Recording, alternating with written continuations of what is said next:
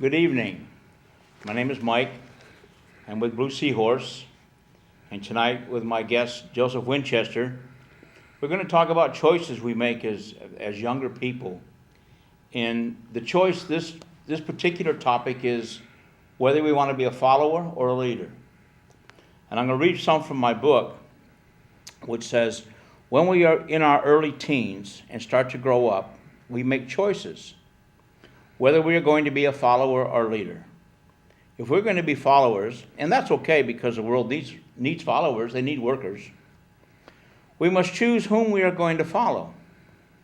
Does the person we choose to follow have the same goals, morals, and ethics we have or that we wish to have in the future? As a follower, does the person we choose to follow have the best interest of those following in mind?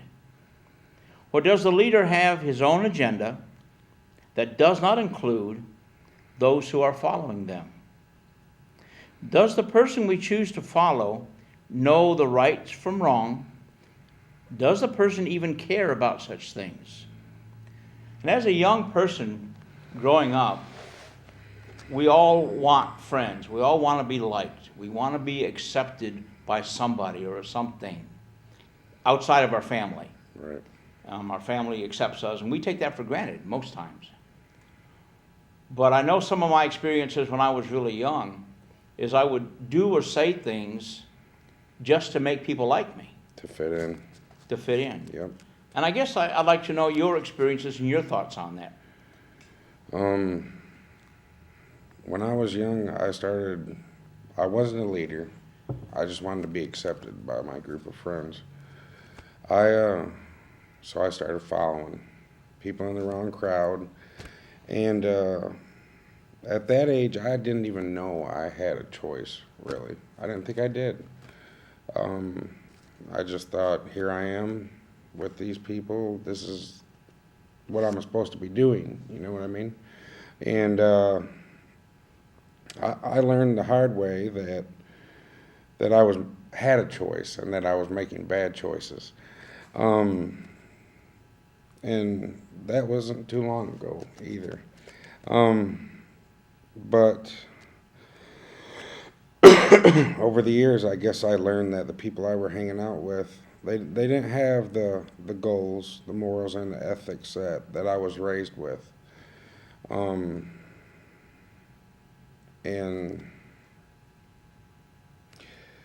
well, that's what led me to get in trouble, you know. Well, I know when I was young and growing up, I always felt like I needed to be in charge. I always wanted to show off. I always wanted to be the center of attention. Mm-hmm. And I couldn't do that as a follower. So I thought I had to be the boss of everything. I would always take the highest risks. I would do the most dangerous stuff. I was one of the first ones in the neighborhood that cussed and swore in front of adults. You know, all these kind of things I thought I had to do to get my attention. And I didn't realize it at the time, but I was gaining leadership. And people hung around me, I believe, because Mike was exciting. Mike did crazy stuff. We didn't get in trouble for it. Mike always got in trouble for what he did. Right. But he did crazy stuff. We're the life of the party. Life of the party sort of Right. thing. And at parties, I was the life of the party as I grew up. I can relate to that also. Because that's what my role was. I couldn't be a follower. Mm. I got bored really quick. Maybe when I was younger, if I'd have been diagnosed with all the stuff they have diagnosed today, I'd have all of them. Right. I don't know. But that's where I was at.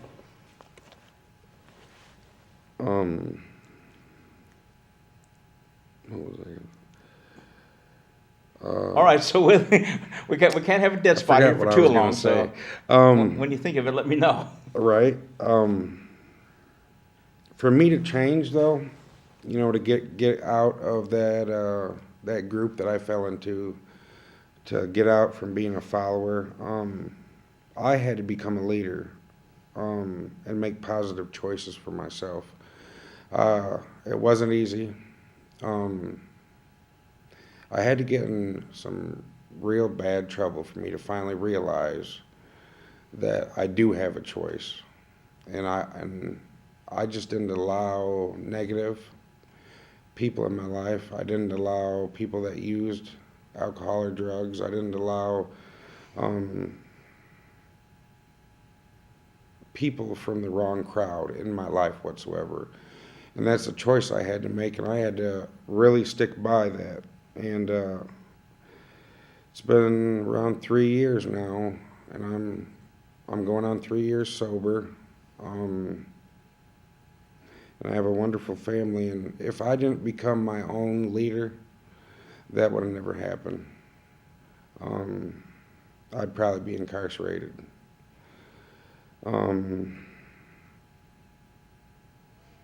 You know what we're talking about? I'm thinking of a group that's out. It's been out for a number of years now, and it started with a kid. I think he was like 13 or 14 in California, and it's called the No Cussing Club.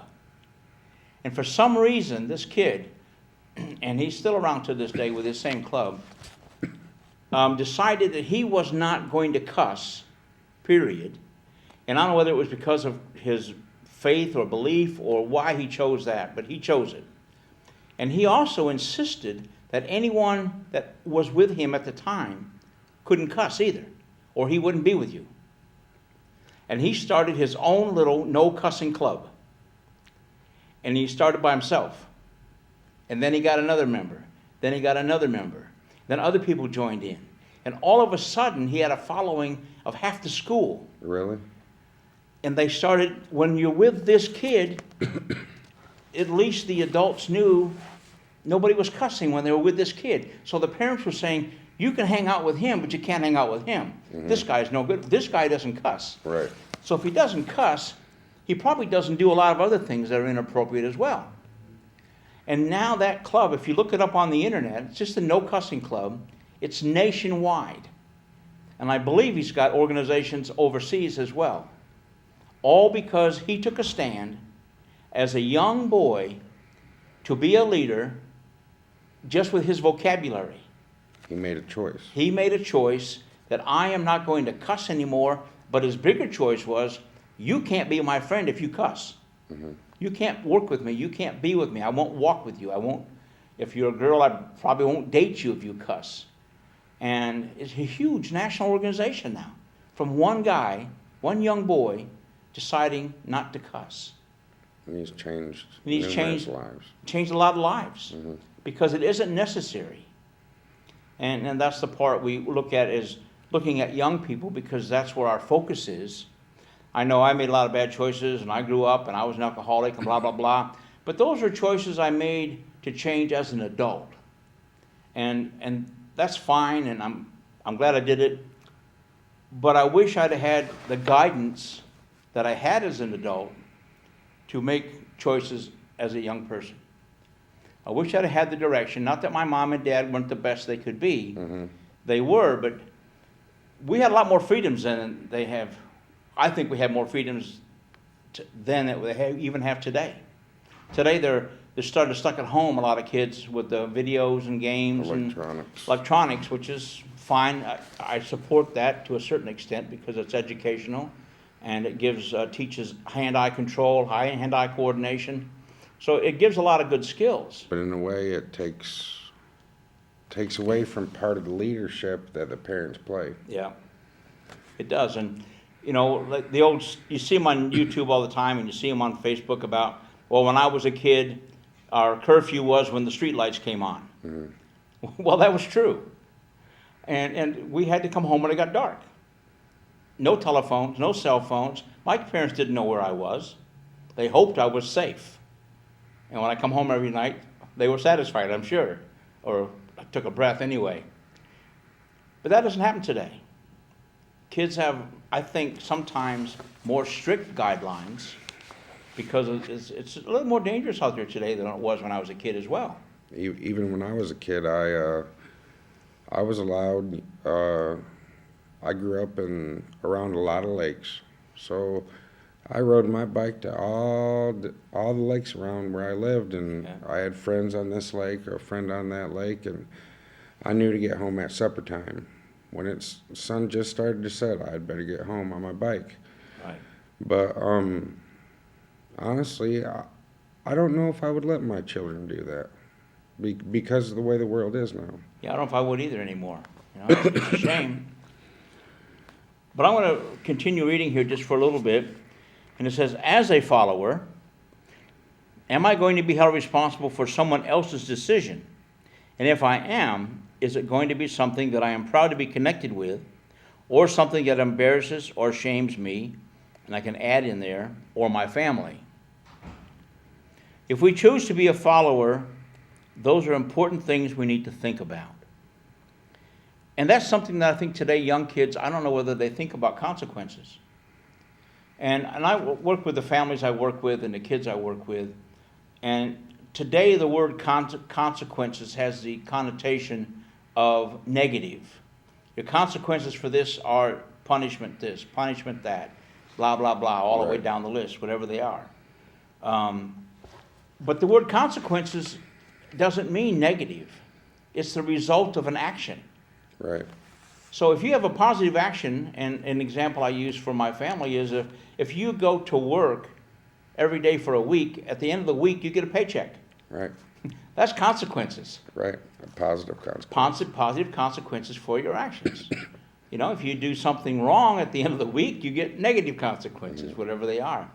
So I work really, really hard in getting people to understand, to change the word negativity and punishment to the word consequences.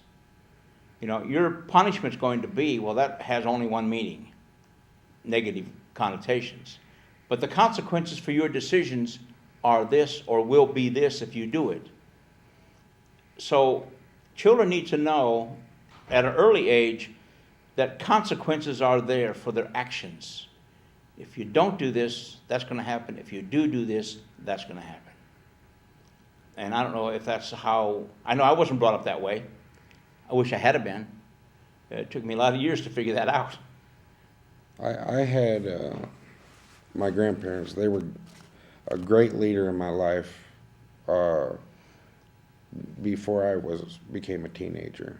And I sort of dwindled off and started getting out there and hanging out with the wrong crowd. But I had consequences to the choices I made. Like, they would give me a candy bar or something if I got all the words on my spelling test right, you know. But I never even looked at that as a consequence. And what you just saying, I guess it is. It's a consequence, but it's a positive one. Yeah.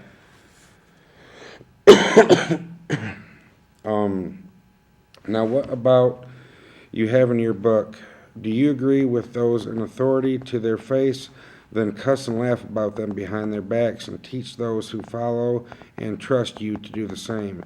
And will you then accept the consequences for them if they get into trouble for what you taught them? Now, a lot of kids these days, I don't feel that they respect authority. They do to their face, obviously, because they know the consequences that they'll have if they don't. Right. But I believe a lot of kids today, they probably do. They probably talk behind police officers' back, their teachers' back. They, you know, might make jokes about their teacher in class.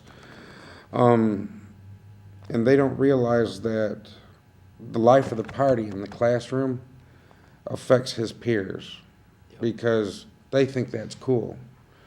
And small little things like that are going to affect those children later in life.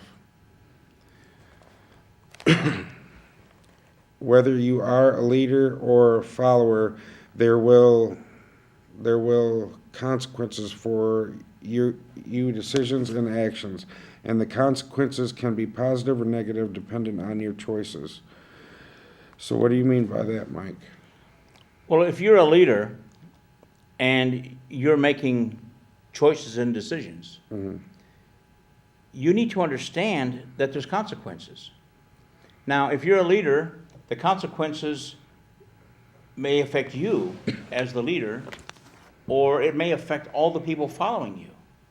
And are you prepared for a decision you make to get other people in trouble or get them rewarded? Now, I know most kids and most families, and I talk about parents accepting the responsibility for their children.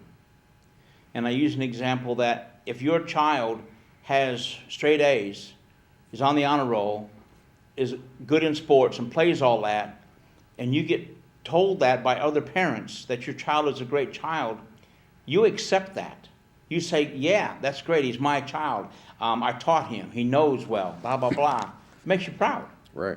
But when another parent comes and says, your child is negative in school, your child is getting my child in trouble, your child should know better, and blah, blah, blah, parents don't accept that. They blame the child. The child should know better. You should know better. You should know better than to stand up and run around the classroom. You should know better than to cuss in front of the teacher. You should know better. The parents take the consequences and take the glory when it suits them. And they also decline it when it doesn't suit them. Mm-hmm. And that's teaching children the same thing. That when they grow up, they can take the good consequences, but they don't have to take the bad consequences. Which is far from the truth. And it's the opposite. Mm-hmm. It's really the opposite. And that's what I'm saying there. Are you prepared to accept the consequences for your actions, being they positive or negative, depending on your choices? And if you're not, first of all, has the child been explained that? Does a 6-year-old or 7-year-old or 8-year-old understand that you may not get your way all the time, and that's okay? Because right now there's reasons why you can't have your way. But as you get older, you can make choices that will allow us to understand you're ready to make those choices. And then you get consequences for that. How do you tell children that they are responsible for their own actions and that there is consequences, both positive and negative? Being a parent is a hard job. There's no question about it, and I was one. I know what it was like. Mm-hmm. So to take the time to put that into the part of your day's routine, and what you call be an opportunity teacher, or the teachable moment in their life, is parents need to be aware of all the actions of the kids all the time they're in their presence when they're there, to find teachable moments, to teach this, to teach that, to teach this, to explain that, to explain that. If they miss those moments, they might have missed a perfect opportunity to have a child understand. We just did something like that in my home with my 7-year-old daughter. She was having problems taking care of her room and brushing her teeth, shutting the light off when she left her bedroom. Things that we need to get her in a routine of doing, you know, because she's 7 now. Right. So we made a list and put it on right by her bedroom door. We taped it on the wall. And we made it all colorful and stuff for her.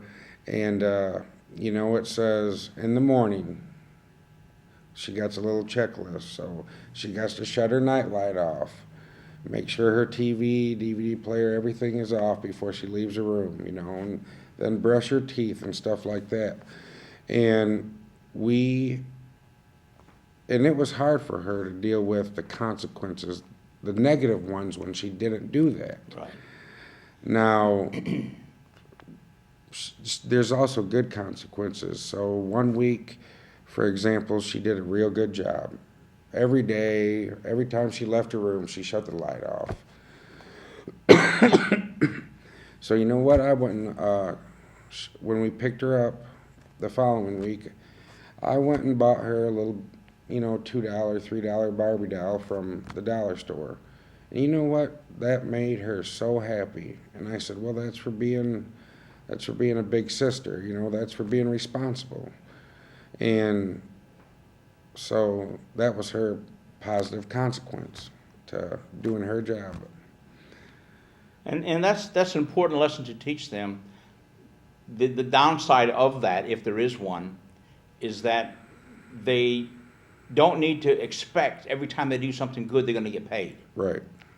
So there's a line there. There's a thin line there that we have to follow. It reminds me of a story when I was working with some families in Florida about some middle teens who were sloppy kids. Mm-hmm. And obviously I go back to the old saying, we teach people how to treat us. So if the parents taught the kids over all these years that I'll pick up after you, you're teaching them they don't have to pick up. Mm-hmm. So when it gets to the point where mom and dad say, okay, I've had enough now, you need to change, the kids aren't going to believe it. They just won't accept the fact that now I got to change. So the mom came to the story, to our group. We had a group of parenting on parenting skills, and she said, I found the answer. One quick impact statement, and my kid now picks up his clothes. And we asked, what was that? She said, I told him twice, if you don't pick up your clothes in the future, there will be consequences. And he didn't do it. Told him one more time. I said, there will be consequences if you don't pick up your clothes. Mm-hmm. Well, he didn't. So what she did, and it's pretty drastic, is when he went to school, all the clothes, shoes, clothes, pants, underpants, everything laying around the floor, she nailed it to the floor. She physically nailed all of his clothes to the floor, right where they were at. No matter where they were in the house, they were nailed there. Mm-hmm. And she left them there. And he finally went to pick one of them up one day, a couple of days later, and it wouldn't come up. And he had to get a hammer and go and take all of his clothes without ripping them, or he would lose it, off the floor. How old was this? He was like 12 or 13, something like that. And she said he never did it again. Mm-hmm. Took one time. Now that's pretty drastic. Right. But it worked. And the parent was prepared to get the consequences for her actions, because he blew a gasket. She said he went ballistic. But she said, okay, there's your clothes. It's where you wanted them. You laid it there. You must have wanted to put it there. So now it's there. When you're ready to pick it up, there's a hammer. Pick it up. Mm-hmm.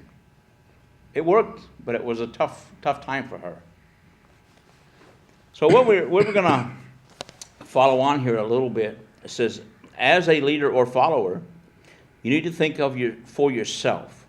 Because if you choose to follow the wrong leader, or you are a negative leader, your choices will directly have an impact on those around you. And in most cases, the ones you love will end up being really hurt and or paying for something that they had nothing to do with. Mm-hmm. So if you're going to be a leader or a follower, there's roles for everybody in the community. We need leaders. We need positive leaders. We need leaders that involve the followers, so there's input from both sides to understand what's going on. And we need people to give us directions at time. And we all do that. I do too. I look for leaders in different venues that I want to learn a little bit more about. Right. Because there's expertise out there that I learn from. So do you. When I go to a group that I'm not the leader of, I'm the follower. I'm a participant. I take direction. I was in the military, so I know how to take direction and follow, and I know how to give orders as well. Mm-hmm. You have to choose what you want to be, and there's nothing wrong with being either one. A good follower, one who takes pride in what he does, normally will end up becoming a leader anyway, because he's going to learn what he does well, and if he does it long enough, he's going to start teaching. Whether it be in a factory, in an assembly line. I go back to a story, I think it was John Paul Getty, who was a multimillionaire. He used to buy businesses and then build them up and then sell them off. Mm. But you had to make a profit. And what he said his trick was, I think it was him, he used to get people, special people, to watch the employees. And in doing their job, he would find the one who sat down the most, who took the most time off, but still did his job. Mm-hmm. They would then watch him for a while, talk to him, and copy what he did. Because he was able to find a way to do the job because his goal was to sit down. Right. So he would find a way to do the job really well, really fast, do it correctly, and sit down. Well, the sitting down time was non-productive. So what they did is they took his principle, doubled it, they did twice as much work his way, and he couldn't sit down. So the company grew really quick, made lots of money, and he could sell it off.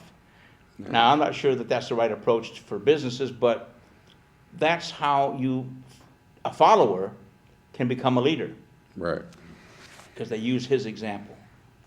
I've always found that the best workers I had working for me were the ones I would go to take my place when I left, or when I was going on vacation, or had to go somewhere else. You gave them a sense of, It's a recognition right. of their skills and their ability to learn, and they've been doing it long enough and well enough that I felt comfortable they could solve problems, which is what the key for leadership is to be able to come up with it. Your followers have a problem, you're to solve that problem. That's where I find we need both leaders and followers. Well, in every household, there's a follower. In every household, there's a leader. Yep. We skipped some parts. I jumped. If your choice is to be a leader, what kind of leader do you want to be? Now, obviously, there's people that they want to lead, and I got If your choice is to be a leader, what Right. kind of leader do you want to be? You want to be one that others like to follow, or that others have to follow. right. We only got a couple minutes left, so we'll wind this up here. Start winding this up. All right. But it says, do you want the responsibility of having others follow you because you have the same goals as theirs and they see you as a positive role model? Now, what do you mean about they want to follow you or they have to follow you? Well, sometimes in some of the jobs I've been on as an employee, not the leader, the supervisor, but the employee, I'm given a choice of this supervisor, his name is this, and he does this, because I used to work in a specialized field that was worldwide, and you knew the leaders who were good and the ones who weren't. And I had a choice sometimes of which team to go to work with. And I would pick the choice that I knew the leader was good, because he would make me look good. Right. But sometimes when I went out to other jobs, they said, okay, you're going to go work over there today. And I said, I don't want to go work over there today. They said, no, you're going to go work over there today because we need you on that team. And I said, why? I don't like the guy. I don't like the supervisor. I don't like what's going on. I've got to go over there anyway. They said, yeah, because you're a good worker and we want you in that team. They wanted you to lead that team. Well, in the end, I ended up leading Right. the team, but I went there as a worker. And they knew you could set an example. I could set an example by going in there as a worker, not as the leader. Right. And I found there was a method to their madness, because I would go in there as a worker, work my way around until everybody recognized I knew what I was doing, and I earned my peers' respect. Okay. So when I got promoted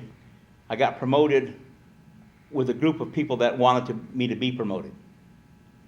All right, so we're going to wind this up right now, and we probably already have. So I want to thanks for joining me today, Robbie. I appreciate that a You're lot. welcome. And look forward to the next meeting.